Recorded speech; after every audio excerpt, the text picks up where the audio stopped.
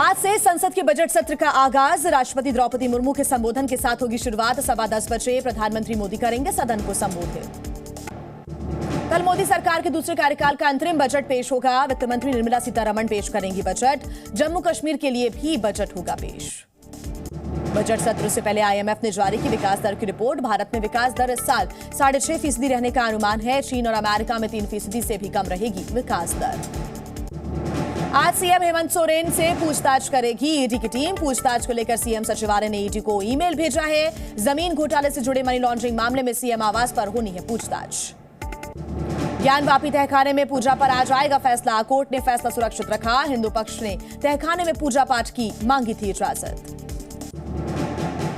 ज्ञानवापी में वजूखाने के सर्वे की अर्जी पर आज हाईकोर्ट में सुनवाई होनी है। हिंदू पक्ष ने मांग की है। 10 फरवरी को बिहार का विधानसभा सत्र। विश्वास मत पेश करेगी एनडीए। विधानसभा अध्यक्ष को लेकर भी होगा फैसला। 12 फरवरी को सरकार बजट पेश करेगी। दिल्ली एनसीआर में फिर छाया घना कोहरा। सड़कों पर विजिबिलिटी बेहद कम। गाड़ियों की रफ्तार कम हुई। दिल्ली में घने कोहरे की वजह से 100 उड़ानों पर भी पड़ा प्रभाव। कई ट्रेनें लेट। अगले 2 दिन बारिश के आसार।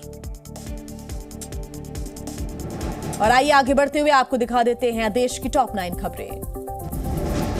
हाईकोर्ट पहुंचा चंडीगढ़ मेयर चुनाव का मुद्दा। नए सिरे से चुनाव कराने की अपील। मेयर चुनाव में बीजेपी की हुई थी जीत। अलीगढ़ मुस्लिम यूनिवर्सिटी की अल्पसंख्यक दर्जे को लेकर होगी सुनवाई। सुप्रीम कोर्ट की 7 जजेस की संविधान पीठ जारी रखेगी सुनवाई।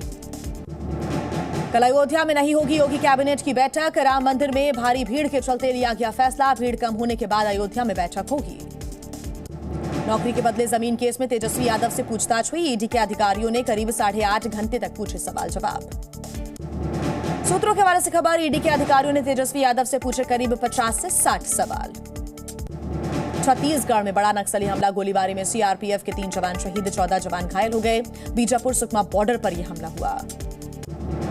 मालदीव के राष्ट्रपति को सत्ता जाने का डर। सरकार ने महाभियोग के नियमों के खिलाफ सुप्रीम कोर्ट का रुख किया है। मालदीव के राष्ट्रपति मोइजू के खिलाफ उतरा विपक्ष। प्रधानमंत्री नरेंद्र मोदी से औपचारिक रूप से माफी मांगने को कहा। जम्मू कश्मीर में ड्रोन से होने वाली तस्करी से निपटने की तैयारी। आईआईटी ने sound based drone detection system तैयार किया है। और आइए अब आपको दिखा देते हैं राजनीति की टॉप 9 खबरें। सर्वदलीय बैठक में टीएमसी नेता सुदीप बंदोपाध्याय की मांग। अंतरिम बजट में बंगाल के बकाये को भी करें शामिल। झारखंड में सीएम आवास पर विधायकों और मंत्रियों की बड़ी बैठक। सूत्रों के अनुसार राज्य के मौजूदा राजनीतिक हालातों पर हुई है चर्चा। विधायकों के साथ बैठक के बाद जेएमएम का बीजेपी पर आरोप। कहा सोरेन पर फैलाई गई अफवाह। निजी काम से गए थे दिल्ली।